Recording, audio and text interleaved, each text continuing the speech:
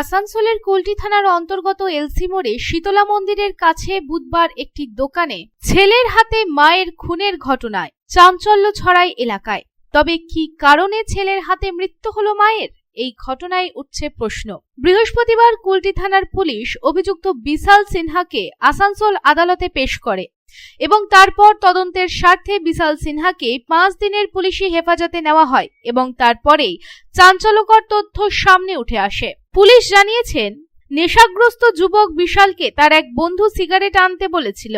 সেই মতো মাকে টাকা দিয়ে সিগারেট দেওয়ার দাবি করে ছেলে। মা টাকা নিয়েও সিগারেট দেয়নি। এই অপরাধে মাকে চূড়ান্ত শাস্তি দেয় ছেলে বিশাল সিনহা।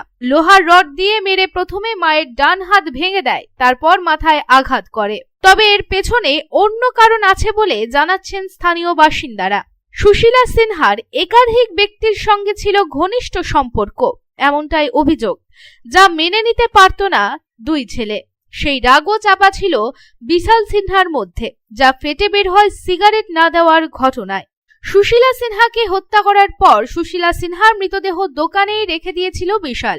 এরপরেই বুধবার পুলিশ দোকান থেকে মৃতদেহটি উদ্ধার করে দোকানটিকে সিল করে এবং মৃতদেহটি আসানসোল জেলা হাসপাতালে পাঠায়। তবে ঠিক কি কারণে মায়ের প্রতি এত রাগ ছিল বিশাল সিনহার? এই রাগ কি আগে থেকেই মনে পুষে রেখেছিল? এই পুরো ঘটনাটির তদন্ত শুরু করেছে police. Bureau report, public Times.